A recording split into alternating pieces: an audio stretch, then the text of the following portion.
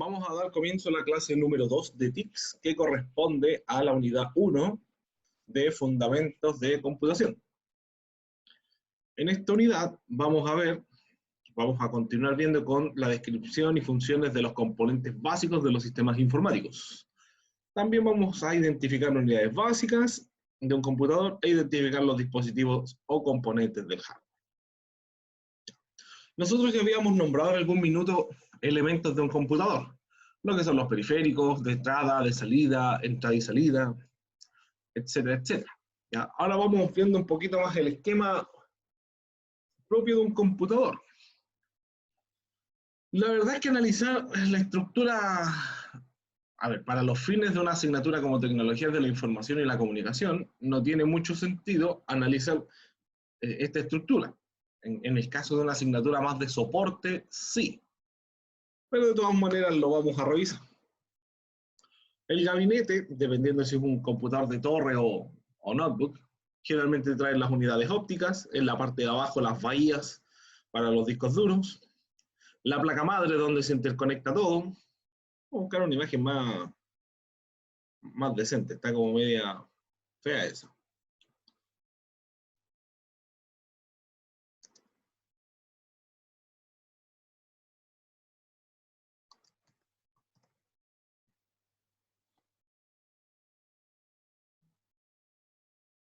Bueno, este es más real.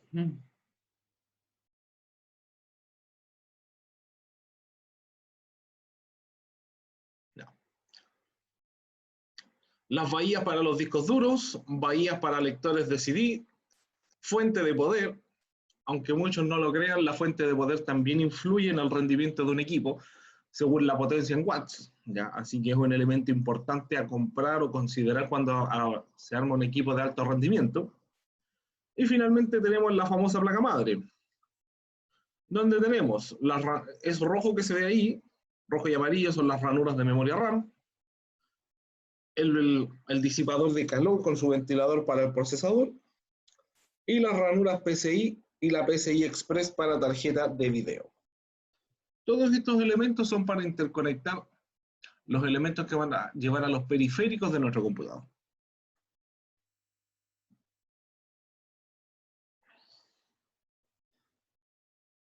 Aquí tenemos otra.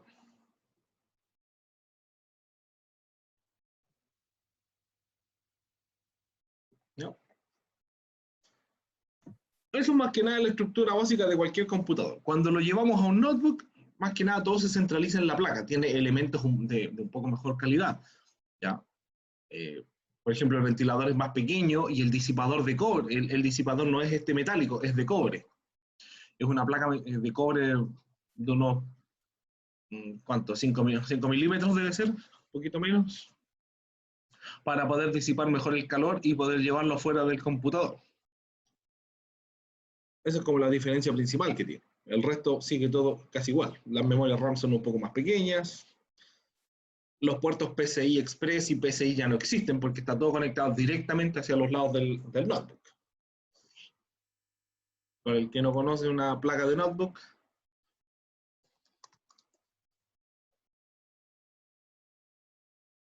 ya, las placas de notebook varían en función del fabricante. Ahí tenemos un universo completo de diferentes diseños de placa madre, a diferencia de la cuadrada o rectangular que conocemos para las torres. Esta es la principal diferencia que yo les decía. Esta pista de cobre que está acá, que debe ser como de 3-4 milímetros, va conectada sobre el disipador y sobre la tarjeta de video, los chipsets, hacia la ranura de ventilación.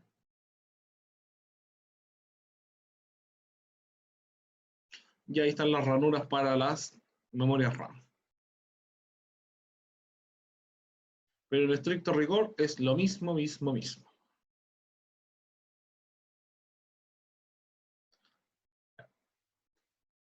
Entonces, las partes externas.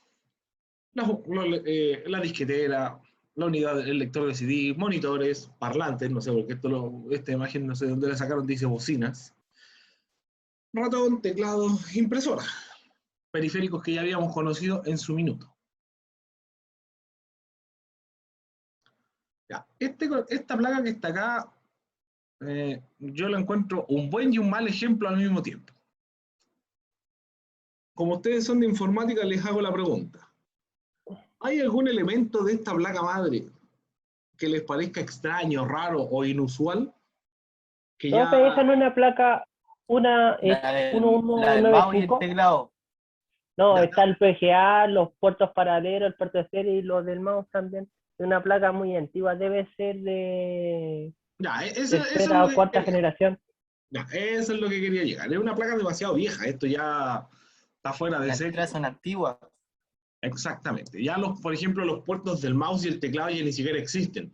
Las placas más modernas, y como por una especie de acto de conmiseración, traen un solo puerto compuesto para conectar o un mouse o un teclado. Generalmente traen varios puertos USB, de 4 a 8. El puerto serie también está descontinuadísimo, al igual que el paralelo, que era donde se conectaba la impresora. Puertos que ya no existen. El puerto LAN es uno de los más antiguos, pero es el único que logró sobrevivir a través del tiempo. Igual ha tenido su falla respecto de su diseño original. No falla, pero no se le ha dado el uso que realmente fue pensado. El puerto LAN está diseñado con 8 cables. El que haya hecho un cable de red o el que haya visto un cable de red sabe que fue diseñado con 8 cables para poder llevar electricidad, pero jamás se ha utilizado para electricidad. Siempre se ha utilizado como cable de datos nomás. Entonces funciona, pero a medias.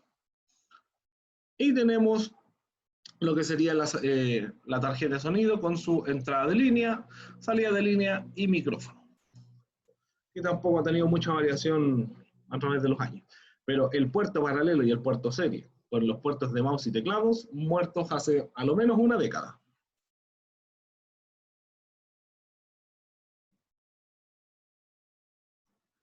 Ya, entonces, ¿qué es una red? Ahí están haciéndole un alcance, un micrófono. La red es un conjunto de computadores, equipos de comunicación y otros dispositivos. Las redes se componen de varios elementos. No es que sea un elemento en particular que distribuya la red. No es un router solamente, no es un switch, no es un módem. Todos los elementos que interconectan y que se interconectan a través de a lo mejor un dispositivo o dos es la red completa. Si no, no es red. Tipos de redes que existen. Las redes se clasifican de acuerdo al tamaño y distribución lógica. La más conocida, la LAN, Local Area Network.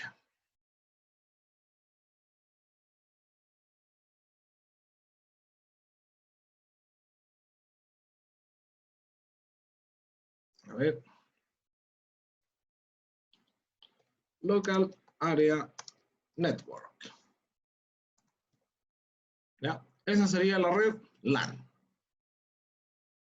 Conjunto de equipos conectados dentro de una área geográfica pequeña. Un ejemplo de red LAN que se les ocurre a ustedes. ¿Alguna que conozcan?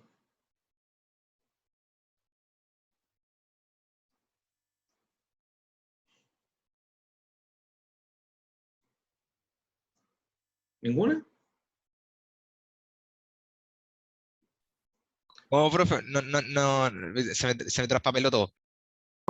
Una Se escucha red bien. local. ¿Alguna red local que conozcan? Como una compañía de teléfono, ¿no, profe? No, Como una de red LAN. internet. Una red LAN. LAN. ¿Qué son y cómo funcionan las redes LAN? ¿Qué es la red LAN? La red LAN, acá se lo estoy mostrando directamente con Google para que no crean que es cuento mío, son un conjunto de dispositivos conectados entre sí que comparten una línea de comunicación común o enlace inalámbrico servidor. Es una red pequeña, ¿ya? Es una red que No entendí. Es como la Wi-Fi, es lo mismo, ¿no? puede ser una Wi-Fi de una casa. Ejemplos de una red LAN. Ya, acá vamos a ver ejemplos mejor.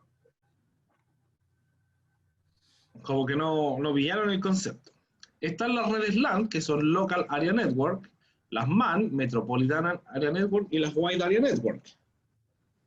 Las redes LAN domésticas, una red de una tienda, la red interna de una oficina, una plaza pública como la Wi-Fi de Plaza de Armas, un cibercafé. Esos son ejemplos de redes LAN. La red que usted tiene en la casa es una red LAN. Ahora, si lo estamos viendo por tamaño, y después sigue la red metropolitana, su nombre consiste en las siglas de red de área metropolitana, ya que se trata de una red de alta velocidad, bla, bla, bla. En el fondo se dedica a la geografía que corresponde a una ciudad o una región, por ejemplo. ¿Se les ocurre algún ejemplo de una red metropolitana? Entel. Ya, Entel. La pregunta es como Movistar. Claro. Si quieren pueden escribir. Virgin. ¿La Chilegov? Ya. Virgin, a ver, bueno, todas las redes que están aquí, bueno, todas las compañías que ofrecen servicios de internet prácticamente. Comisaría virtual. Ya, hay otros ejemplos más localizados, piensen. Porque la red del Entel, por ejemplo. La HIRNET, la satelital. Ya. Sí, esos ejemplos sirven. A lo que yo voy es que hay unos ejemplos que son mucho más focalizados y que no los hemos analizado. Estamos pensando de manera convencional. Wow. La radio. Ya, puede ser una radio. Algo cotidiano. La señal. Hay algo que requirió hacer una implementación de una red MAN y que pasó colado y la verdad es que nadie lo analiza muy bien. ¿Qué pasa con el famoso Transantiago?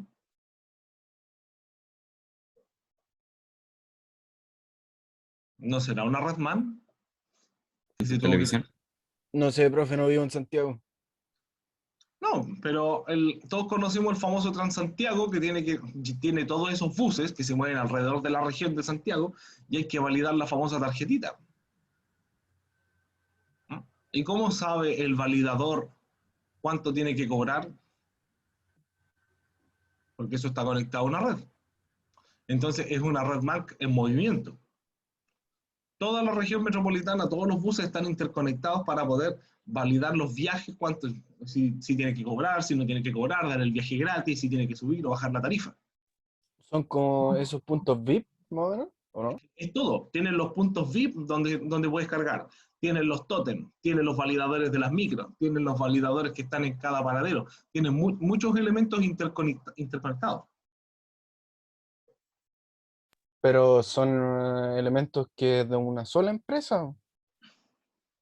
Sí. No, en realidad no sé, me perdí. Es que ahí está el concepto, fíjense. Las redes no se identifican por si es de una empresa o de varias empresas. Tiene que ver con el tamaño, el área geográfica. ¿Ya? ¿Por qué eso lo estoy diciendo tan majadero con esto? Porque siempre se confunden. Uno piensa que la red local es de uno, la red metropolitana es de varias empresas y la Wide Area Network, la amplia, como que es del mundo completo. No, corresponden a áreas geográficas. Que se les meta bien eso en la cabeza. ¿Ya? Y finalmente tenemos la Wide Area Network, que consiste en siglas de red de área amplia.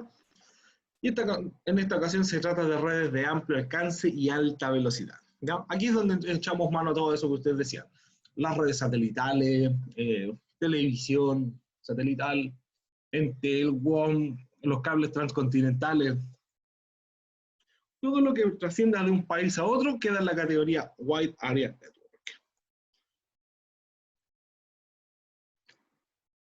Hasta ahora, ¿alguna consulta? ¿Se entiende o no se entiende? Sí, se entiende, profe. Bueno, por mi parte se entiende. ¿El resto? Se entiende. Ya. Gracias. Vamos a continuar. Entonces, ¿qué es la IP? Es un número que identifica un dispositivo en la red. La IP es como una dirección de una casa. ¿Ya? Tenemos varias IP.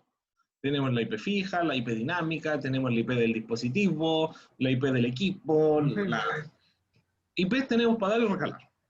Cuando vean ustedes, si es que tienen una asignatura de redes, no estoy seguro, Cuando vean redes... ¡Traumas! ¿Cómo? No, me recordó redes. Ah, ya. Los que hayan visto redes saben que es súper lindo y divertido. Profe, Dígame. una consulta. Bueno, faltó explicar más el concepto de wireless LAN. ¿El ¿Qué sería el wireless? Wi-Fi? por si Ah, acaso? ¿verdad que Sí. está acá abajo? Sí, tiene toda la razón. Ya. El wireless LAN es la red inalámbrica simplemente. Son redes que funcionan, como dice, sin cables. Ya. Ahora, la red inalámbrica no es solamente la Wi-Fi de la casa. ¿Cuáles ejemplos de red inalámbrica se les ocurren a ustedes que no sea la Wi-Fi de la casa? El control La del televisor. radio, la señal de teléfono. Ya, por ahí va. Porque cuando estamos pensando en una red es porque permite la transmisión tanto de envío como recepción de datos. Yo creo que aquí el detalle va en las redes telefónicas. También. La 2G, la 3G, 3.5G, 4G, La 5G. la 5G. Aunque creo que aquí no llega hasta el momento. O llegó ya. No, está licitándose recién, pero vamos en la 4G. ¿Algún otro que se les ocurra? En algunos porque yo ya tengo 5G. Sí. Es algo que todavía está en pañales. Ya me imagino rompiendo la gente la antena 5G porque sé que transmiten cáncer y esas porquerías más. Profe, tiene que ser estrictamente así como red hablando de sistema intercomunicacional porque no serviría, por ejemplo, la señal infrarroja del televisor con el control remoto. Es que eso es una... A ver, si bien es una señal inalámbrica, pero el control le transmite cierto comando. El control no recibe de parte del televisor. No es lo mismo que tú hicieras, por ejemplo, si no tienes Wi-Fi, vas y te inventas una red, por ejemplo, con Bluetooth. Transmisión de datos por Bluetooth. ¿Me entiendes? Puedes hacer envío y recepción de datos. Puedes conectar tu teléfono a través de la Wi-Fi con alguna aplicación o del Bluetooth y enviar y recibir ciertos comandos al computador. Controlar el mouse, controlar el teclado. En ese caso, entonces si es envío y recepción, ¿podría ser, por ejemplo, también fax? Claro, pero los fax son cableados por la línea de teléfono. Verdad, porque utilizan cables, verdad. Y el fax ya está muerto hace siglos. Nunca he visto un fax hasta el momento. No, Ahí el ejemplo era una impresora. Las impresoras inalámbricas. Sí, eso podría. Con la impresora Wi-Fi también, como la que hacen en la empresa. Pero aquí tenemos que pensar en algo. Cuando hablamos de una red inalámbrica tenemos que pensar en la tecnología. Y generalmente las tecnologías de comunicación tienen estándares. No hay mucho de dónde agarrar. Tenemos el Wi-Fi, ¿ya? El Wireless Fidelity, o fidelidad inalámbrica. Tenemos la 2G, tenemos la 3G, la 4G, 5G, y sería Bluetooth, una tecnología de corto alcance. ¿Y la 2.5? ¿Cómo? ¿Y la 2.5 no lo nombró? Sí, la 2, la 2.5 y la 3. Pero eso está entre medio de la otra. Pues si vamos es un derivado del principal. Sí, sí. No, a lo que voy no es mucha la... No es como lo mismo, cuando hablamos de tecnologías de comunicación, no es lo mismo que hablar de un computador que tiene miles de marcas o miles de piezas. Cuando hablamos de comunicación, estándares de comunicación, como tienen que pasar por normativas y estándares, son muy pocos. Son bastante acotadas. Hasta Wi-Fi creo que estamos en Wi-Fi 6 hasta el momento. Claro, pero sigue siendo Wi-Fi. Sí, sigue siendo. Lo único que cambia es la velocidad de transferencia de datos. Nada más. Porque tiene que cumplir con los estándares de radiofrecuencia que piden las organizaciones internacionales. Que no puede tener interferencia con otros dispositivos, tiene que tener cierta frecuencia o emisión de radioactividad. Si ustedes compran un teléfono van a encontrar el famoso índice SAR, que es el índice que usted le da de la radiofrecuencia que transmite hacia el cuerpo en una llamada o cuando no está en llamada. Las redes tienen que cumplir ciertos estándares. Entonces, ¿cómo íbamos? La IP. La IP es una dirección para identificar el dispositivo en algún minuto. En el caso de las Wi-Fi, por ejemplo, el módem de Movistar, tienen las famosas IPs dinámicas. ¿Ya? Que es una IP que va cambiando. Yo apago el router y me cambia la dirección. En el caso de los computadores, en las empresas generalmente se trabaja con la famosa IP estática. Da lo mismo si lo apago, me cambio de ubicación, de oficina, voy a tener siempre la misma IP. Yo puedo pescar mi computador, llevarlo del piso 1 al piso 100 y voy a tener la misma IP. ¿Para qué sirve la IP? Dentro de la región. Claro, se entiende la lógica que mientras dentro esté de la red donde le estoy asignando esa IP. Sí, porque ya he tenido mucho cuando ya tengo que cambiarme de región. Ah, ya tenés que ir a cambiar de IP. Ah, qué bonito. Ya. Un servidor. El servidor es un equipo informático que forma parte de una red y provee servicios a otros clientes.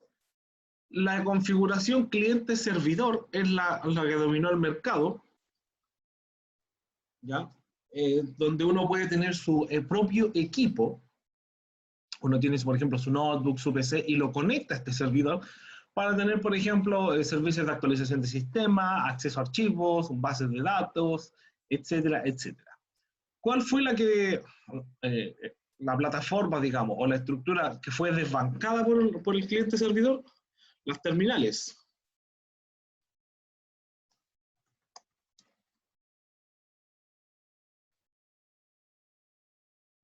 ¿Ya? No sé si habrá alguna, esas son como del año 80.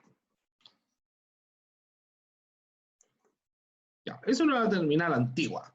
Las terminales parecían computador, pero no eran computador. Se conectaban al servidor y de ahí sacaban toda su capacidad. Si no estaban conectadas al servidor, eran una pantalla y nada más. Una pantalla con teclado.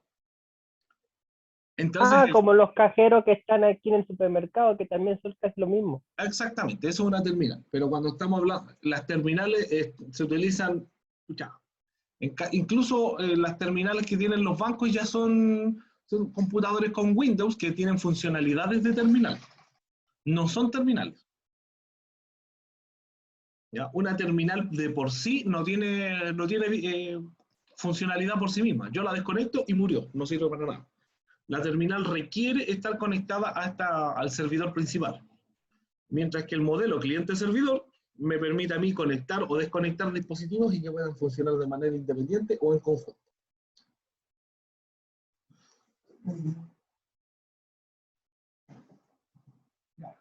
Los clientes, bueno, como les dije, los clientes son los que se conectan a un servidor. Y la intranet es una red de ordenadores privada, ¿ya? La intranet se entiende como algo de una organización, por ejemplo. La comunicación interna de los computadores de NAC. Podríamos considerar una intranet también la red interna de su casa. Los computadores, si yo quiero mandarle una foto por red interna al computador de mi hermano, al teléfono, qué sé yo, lo puedo hacer. Y acá un ejemplo, la red de Moodle. Esa sería una intranet.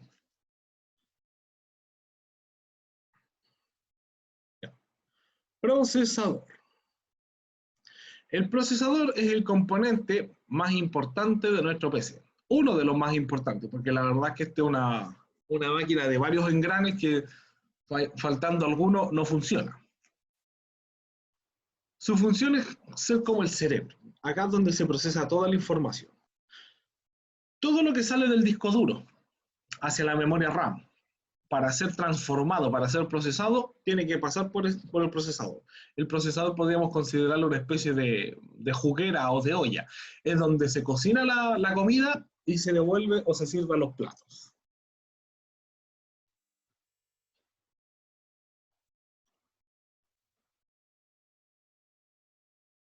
Windows 10. Bueno, nosotros ya habíamos hablado del Windows 10 y vimos sus funcionalidades, el escritorio, el botón de inicio, las notificaciones. Ya vimos eso. También vimos la diferencia entre archivo y carpeta. Ahora vamos a ver algo diferente. El menú textual, también llamado menú emergente o pop-up emergente. Este es el famoso clic derecho. Es un menú dentro de una interfaz gráfica de usuario o GUI que aparece en la interacción con el usuario.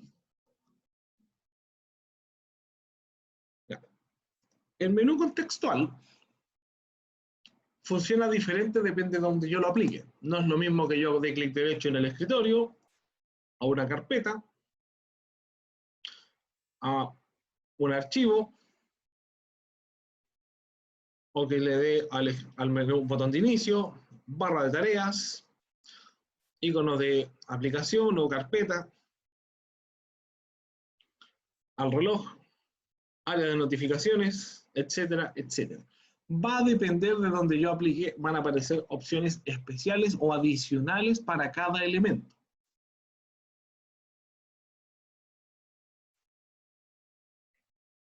Las carpetas ya las vimos.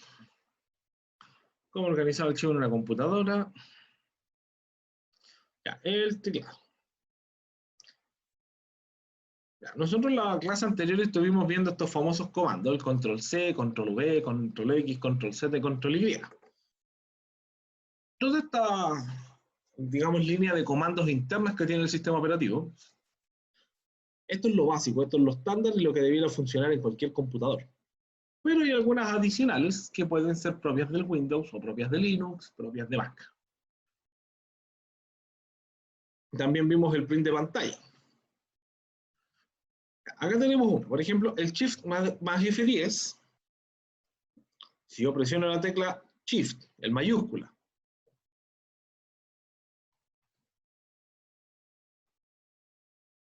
es el mayúscula, el izquierdo o el derecho puede ser, el que usted quiera. Si yo presiono esa tecla más la F10 que está en la primera fila de las teclas, Shift F10, me aparece el menú contextual, el famoso clic derecho.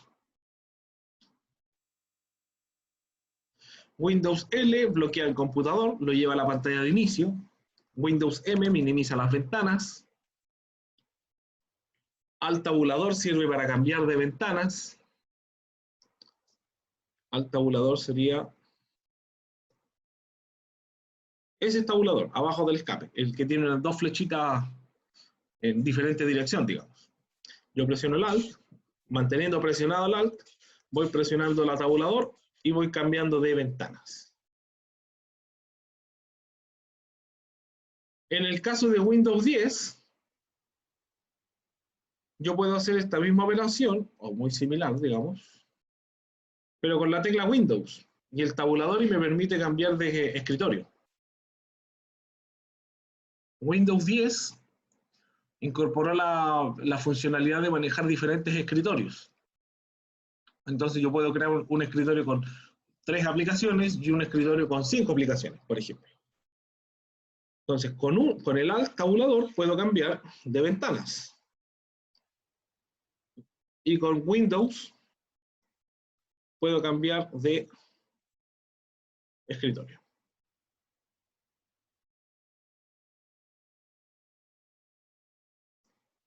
Ya. Acá tenemos una de las funcionalidades basura, por llamarlo de alguna manera, que quedaron en la programación del sistema operativo. Control escape. Abre el menú de inicio.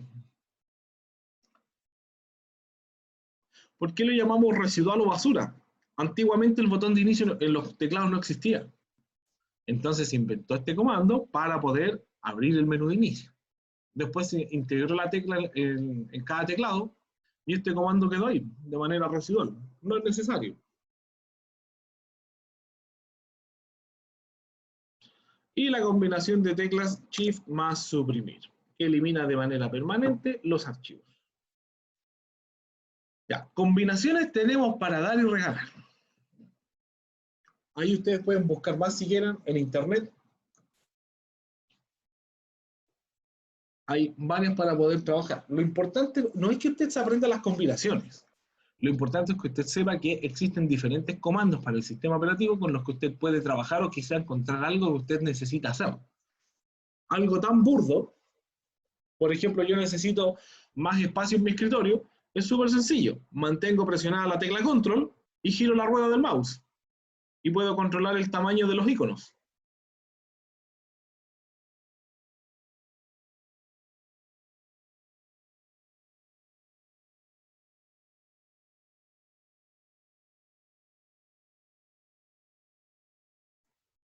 Entonces, con la tecla control, giran las rueditas del mouse y pueden agrandar o achicar los iconos. Las teclas de función, las teclas F, son las teclas que están en la primera fila partiendo por el escape. Tenemos F1, F2, F3, hasta el F12. Cada tecla tiene una función asignada de manera predeterminada en el sistema operativo y también una función secundaria según el fabricante del computador. Algunas están para controlar el brillo, volumen, compartir pantalla, modo avión, los controles de música, etcétera, etcétera.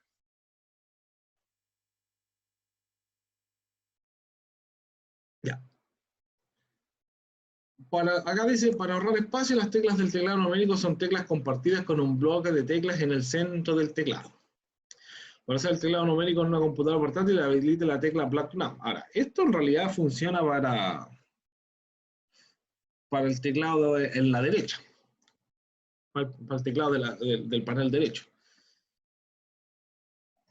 Para un computador que tiene teclado numérico, un notebook en realidad, tiene que ser un notebook de 15.6 pulgadas por el tamaño de la pantalla. ¿Ya? Los notebooks de 14 pulgadas, por temas de tamaño, claramente, no traen el teclado numérico. La tecla Block Num de la que se habla acá, en realidad lo que hace es habilitar ese teclado para poder controlar como flechas de dirección o algunas funciones adicionales.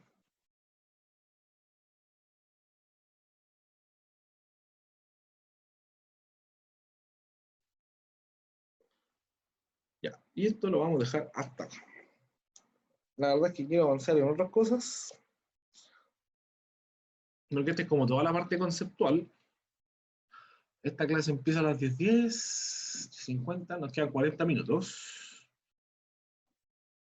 Hasta las 11:30. Vamos a las 11:30, nos vamos a tomar un break hasta las 11:40 y de las 11:40 en adelante vamos a hacer un trabajo en grupos.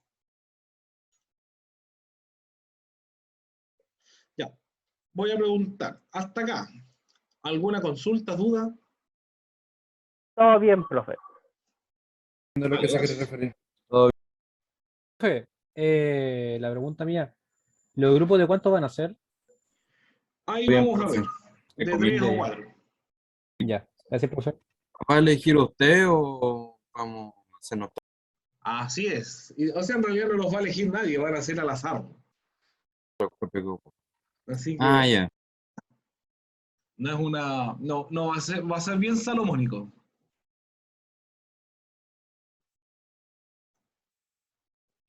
¿Alguna consulta, duda? A la suerte de la olla.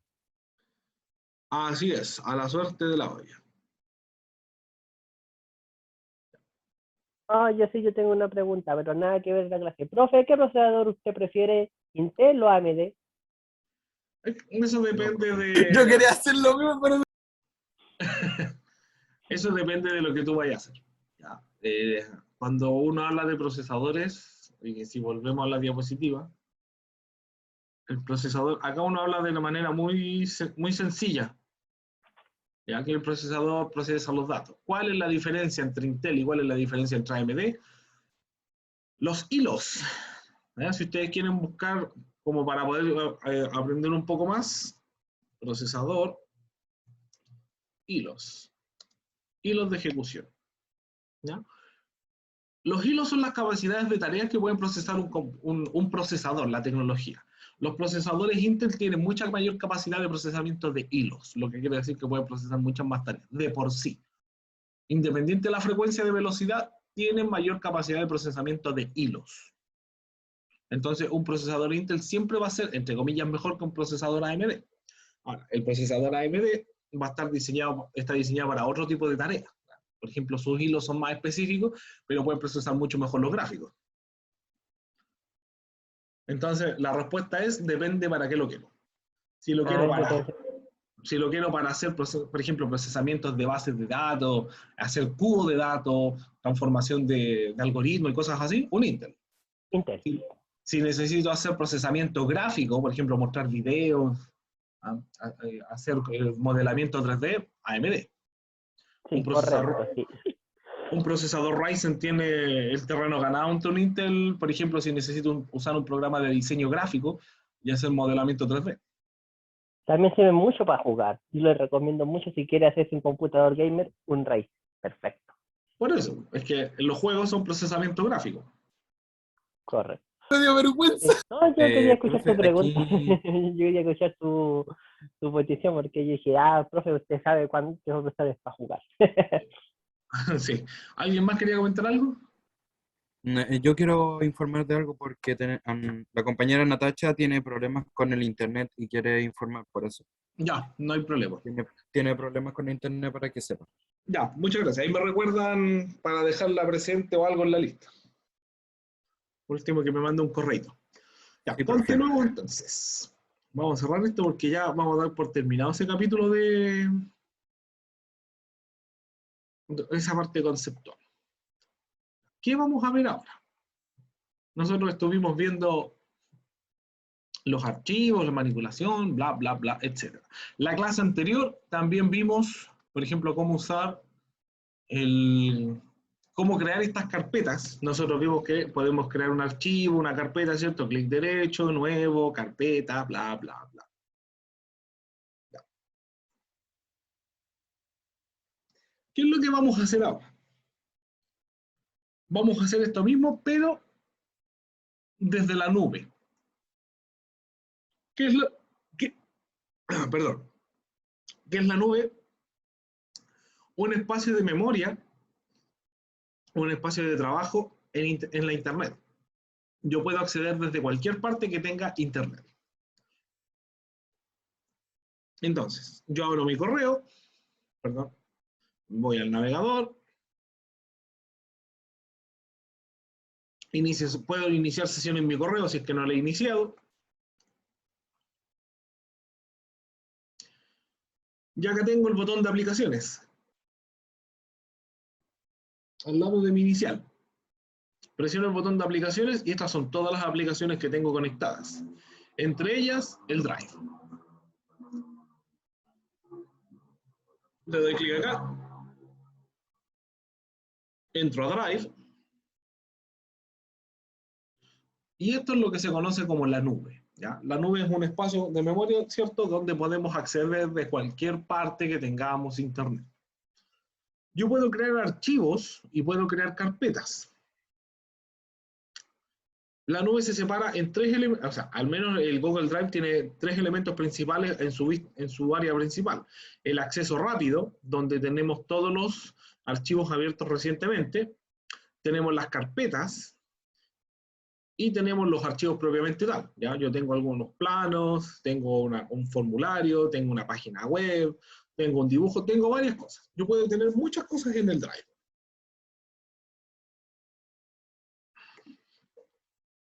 Voy a ir al botón nuevo, carpeta, y para crear una nueva carpeta le voy a poner de nombre práctica informática. Y ahí me creó la carpetita. Listo. Esa es mi carpeta donde yo voy a empezar a jugar un poco con ciertas cosas.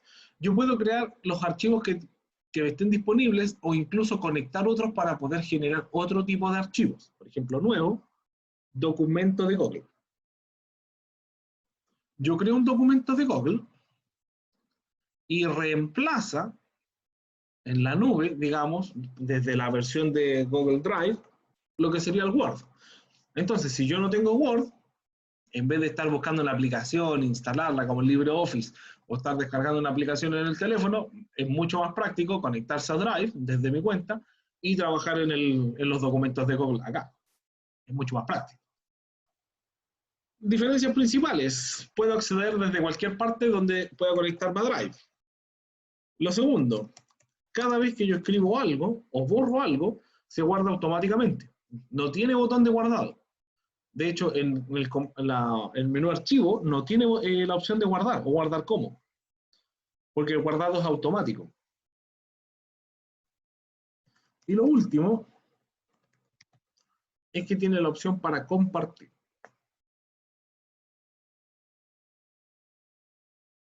Cuando yo comparto, yo creé este archivo, por ejemplo, y voy a presionar el botón compartir, me va a preguntar si es que quiero ponerle algún nombre. Datos de contacto. Le doy guardar.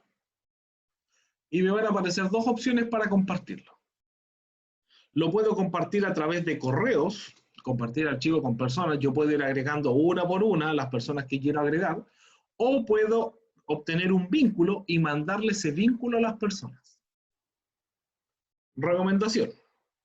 Si usted va a trabajar con pocas personas, entiéndase una tarea en grupo, como lo que vamos a hacer nosotros, lo mejor es que yo le mande por correo, porque así me aseguro de que la tarea va a estar controlada entre los miembros de ese grupo. Si voy a trabajarlo con varias personas, como el ejemplo que estoy haciendo yo ahora, con todo el curso, lo mejor es obtener un vínculo y mandárselo a todos. Si es algo más bien irrelevante o rápido de trabajar, algo que no requiere mucho control. ¿Cómo lo hago para poder trabajar sin problemas? Si se lo voy a mandar a varias personas, presiono cambiar a cualquier persona que tenga el vínculo, le cambio el permiso de lector a editor, para que puedan escribir, espero que actualice y copio el vínculo. Con el vínculo copiado, por ejemplo, yo se los voy a mandar ahora al chat. Necesito que abran ese link.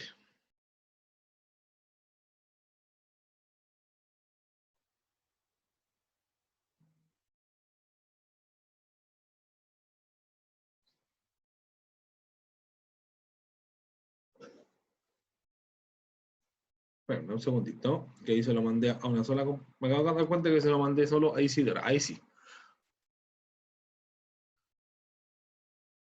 Eso de que el Zoom te cambia las conversaciones. Claro, a Loreta.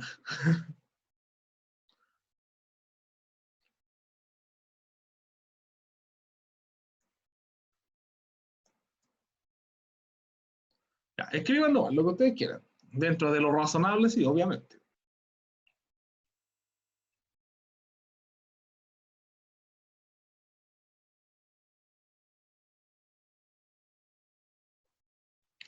Ya. Entonces hay varios que ya están editando, ¿cierto? Estamos trabajando en un archivo colaborativo. Todos podemos trabajar al mismo tiempo en un solo archivo. Entonces, ¿qué hacemos con esto? Evitamos uno de los mayores desastres a la hora de trabajar, que cuando tenemos una tarea en grupo, cada uno hace su parte y lo juntamos después. Queda fatal. ¿Ya? Tamaños diferentes de letras, no se coordinan, los márgenes diferentes, colores diferentes. Lo mejor es generar un solo archivo, compartirlo y que cada uno vaya trabajando sobre él para poder ir revisándolo al mismo tiempo y haciéndole los ajustes que corresponden. De esta manera usted también se evita tener que juntarse o pasárselo por pendrive o mandárselo por correo. Dejamos una versión final en la nube y trabajamos sobre eso. Es mucho más práctico, mucho más limpio. Después se genera la versión final y se le manda al trabajo al jefe o al profesor.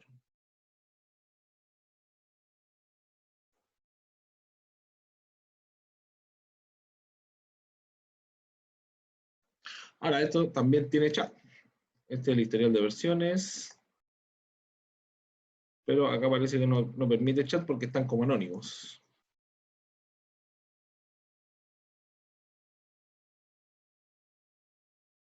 Sí, cuando está en público, no permite la opción de chat. Lo otro que tiene es que yo puedo ver el historial de versiones. Ver el historial de versiones. Entonces, mientras ustedes trabajan por detrás, yo puedo ir cambiando las versiones y recuperarlos, ver los cambios que han hecho quién. Eso también funciona solo cuando yo le entrego el correo en el documento.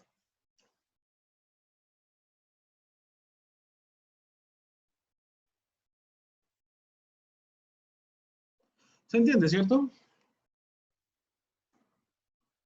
¿Se entiende el concepto? Sí, profe, se entiende. Ya, ¿alguien que no haya podido acceder?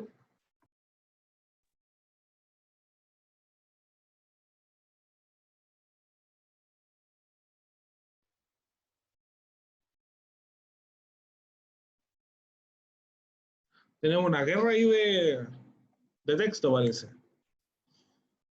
Les hizo mal fundamentos de la programación. Puro leseando, profe. Así me doy cuenta. Ya, entonces, ¿qué más vamos a hacer? Ya, yo desde del Drive también puedo subir archivos y subir carpetas. No es lo mismo subir un archivo que subir una carpeta. Cuando yo subo un archivo, puedo subir el archivo, nada más. Por ejemplo, la tarea de la semana 1 o la tarea 2, que es la que vamos a hacer ahora. Cuando yo subo una carpeta, subo la carpeta completa con todos los contenedores dentro. Nuevo, subir carpeta. Ya. Por ejemplo, esto de Daniel Sepúlveda puede ser, o Nicolás Farías. Esta acción cargará todos los archivos de Nicolás Farías. Hazlo únicamente en sitios de confianza. Está subiendo 3 archivos. Entonces, cuando yo quiero subir varias cosas, subo una carpeta, en vez de estar subiendo uno por uno.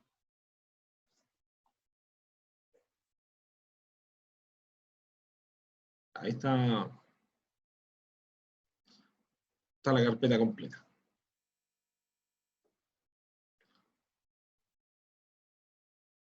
La vamos a eliminar, ¿sí? Ya. Lo otro que podemos hacer en Drive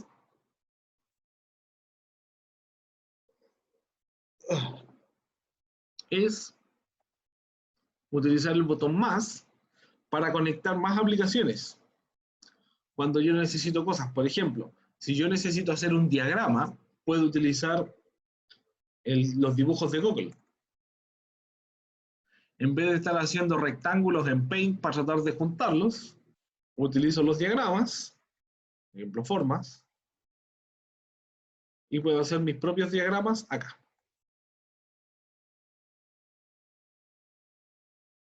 Y este lo voy a copiar, lo pego.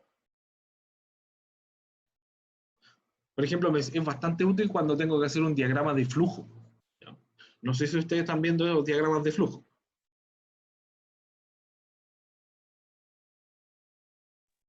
Todavía no, profe. Ya. En programación, pues lo vamos a mostrar al tiro, diagrama de flujo. Los diagramas de flujo son algo bastante estándar. Son para generar una secuencia lógica que puede ser llevada a un lenguaje de programación. La lámpara no funciona, ¿está enchufada? No, enchufar la lámpara. Sí, está quemada la ampolleta, cambiar la ampolleta. ¿Ya? Y si está enchufada y la ampolleta no está quemada, hay que comprar una lámpara nueva. Así de fácil, así de simple. Entonces, para poder plasmar una idea, hacer un diagrama de flujo es bastante útil.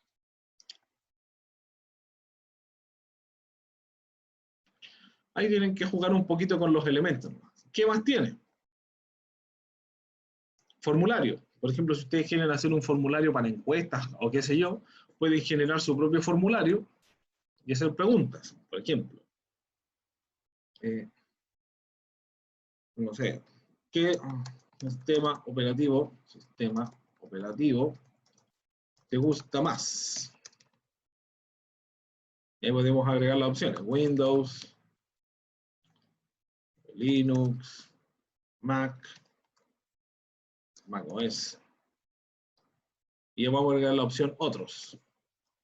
Entonces yo previsualizo esta encuesta y se la puedo mandar a mis amigos o a mis conocidos para que lo respondan.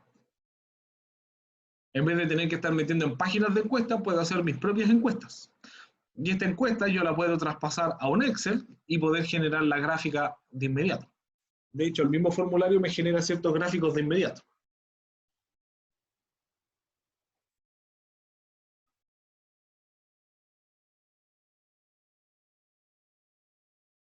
Ahí ya tiene una respuesta.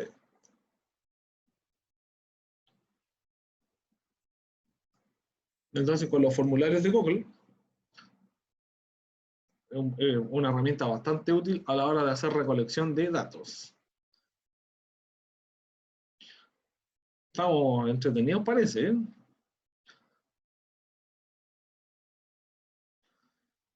Ya, ¿qué más? Y también tiene los Google App Script. Ahí ustedes pueden jugar con hacer un par de scripts si es que también les interesa. Eso por ahora. Ya. Yo creo que nos vamos a tomar el break ahora nomás porque la verdad es que salió bastante rápido la clase. Como ustedes entienden más de esto, no se alarga tanto. Son las 11:10, a las 11, vamos a volver a las 11:20 del break y les voy a dejar una tarea para que la hagan ahora en clase. ¿Ya? Ok, Nos, no hay problema. ya, 11:12, nos vemos a las 11:22. Ya, nos vemos. Nos vemos. Vamos a continuar con la clase. Les voy a mandar la tarea. La voy a mandar por chat. Y se las voy a mandar por correo.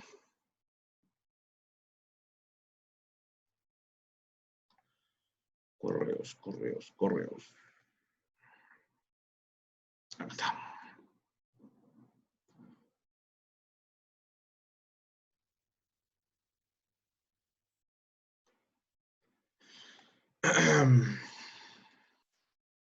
Tarea 2. Tarea a realizar en clase.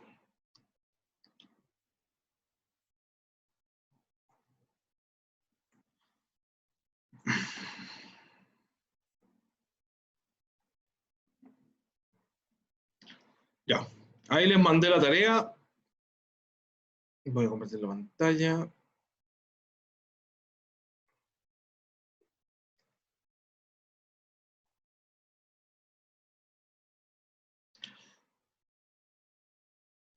Les mandé la tarea al correo y se las mandé al chat del Zoom. Los voy a dividir en grupos ahora para que puedan realizar la tarea, ¿ya?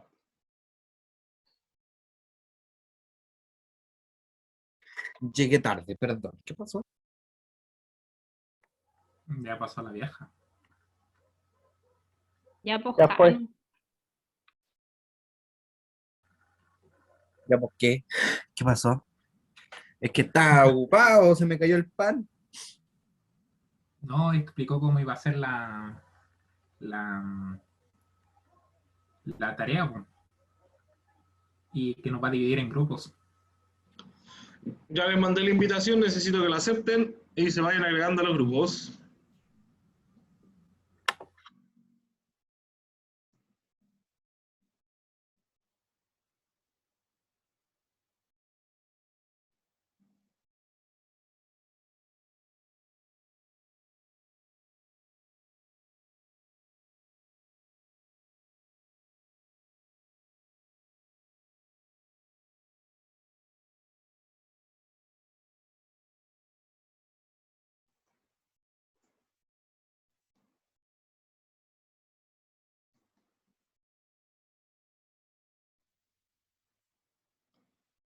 Falta que alguien acepte, Matías y Daniela.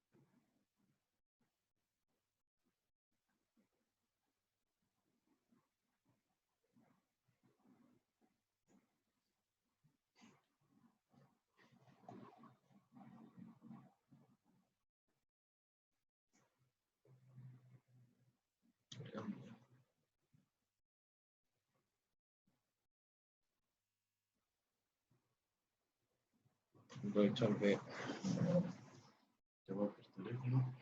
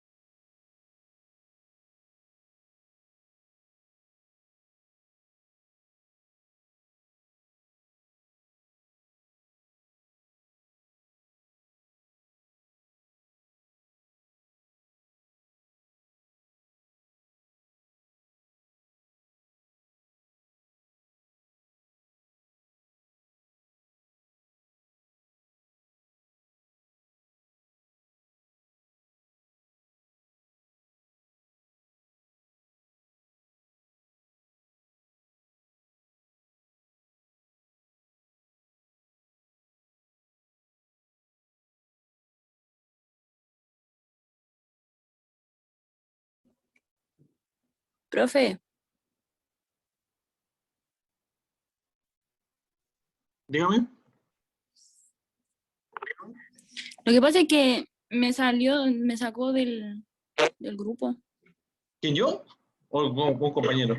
No, se salió, se quedó pegado y me sacó del Ah, grupo. ya se te cayó el grupo. ¿En cuál grupo estabas? Estaba en el del Matías con Marcelo, creo. Belén Herrera.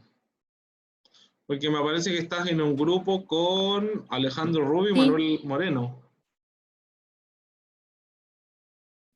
Espera, es que me parece que estás ahí. ¿No te aparece la Sí, notificación? con ellos estaba. Matías Guzmán, No, Manuel a ver. Alexis. Tienen que tener la notificación ahí, revísala. Si no, desconéctate, vuelve a conectarte y ahí yo te agrego al grupo, porque no me deja. Ya, ya.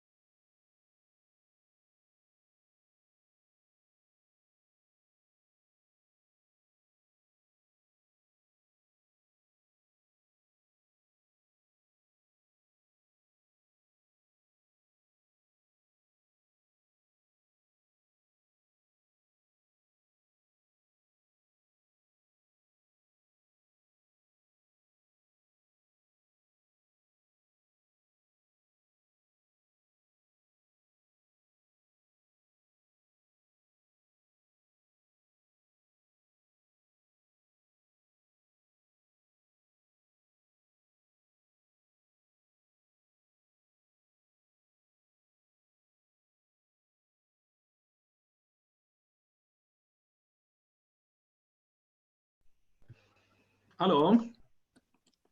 Hola, profe. Sí. Pregunta. Dígame. ¿Tiene que ser exactamente 3 imágenes o pueden ser los 3 en una imagen? ¿Cómo no entendí? Los periféricos de salida. Tienen que ser 3 y 3. 3 de entrada, No, pero 3 de digo, salida. Sí, lo que pasa es que ¿puede ser nosotros una imagen con los 3? encontramos una imagen que sale el periférico de salida, sale pantalla, altavoz y impresora, pero todo en la misma imagen. Bueno, ya, sí, sin problema. ¿Sí? Ya, eso sería todo. Vale. Vale, profe, gracias. Ya.